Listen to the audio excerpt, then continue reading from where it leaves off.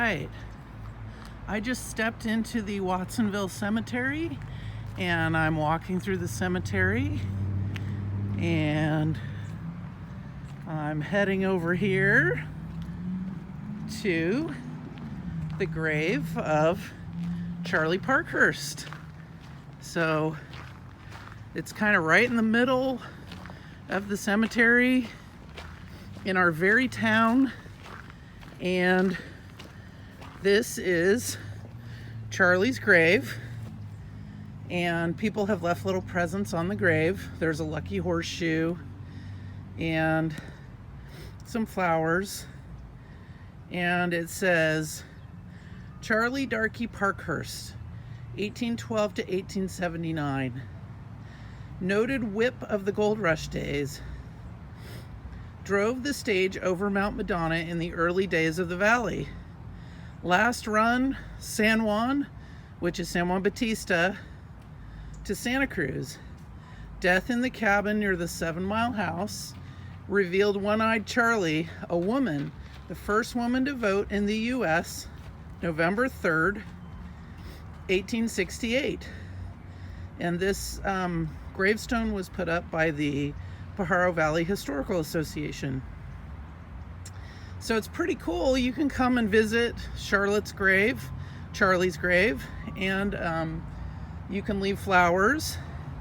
It's located kind of right in the middle of the cemetery. This is the cemetery that is across the street from the Catholic cemetery, right? I'm looking at, if I go this direction, I'm looking at Burger King, and this direction is Freedom Boulevard. And one of the interesting things about cemeteries is that they were segregated. So this cemetery has a different section for Chinese people, for Japanese people, and there's a separate section for almost everybody in the cemetery. If you were Catholic, you were buried across the street. And I really like this cemetery. I like walking around cemeteries. I like looking at names, dates, how and where people lived. And I will tell you, one time when I was walking in this cemetery, I found a Karen Hansen. So look at this. This is a wooden headstone. It's so old that you can't see the name on it anymore. It's just a piece of wood that's curved, which is pretty interesting. So I'm in the section of the cemetery where all the Danish people were buried. And my family is Danish. So I'm gonna see if I can show you the other Karen Hansen.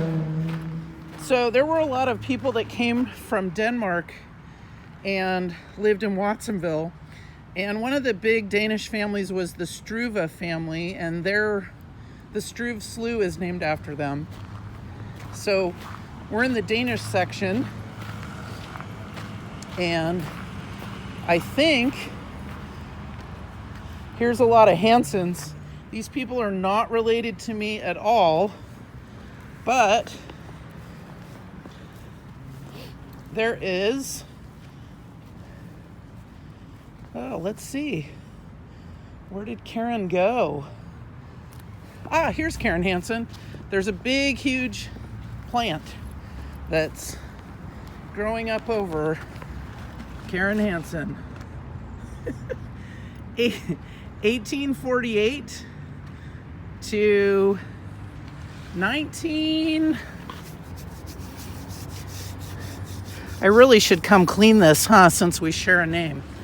So this Karen Hansen was born in 1845 and died in 1934. And so this is the section of the cemetery where they buried all the people that were from Denmark. They're just all different sections because even though people are dead, we still were kind of racist. And Angela, we were talking about this, about how, the world gets better and better, and they don't do this anymore at cemeteries. And that's kind of a sign that things have gotten a little bit better, right? That they don't segregate people after they die even. Anyhow, Charley Parkhurst, awesome person, part of our local history. Also, the other Karen Hansen, bless her heart. All right, hope you enjoyed our little live visit. I gotta go make sure my scooter didn't get stolen. I just parked it by the side of Freedom Boulevard. I will talk to you later.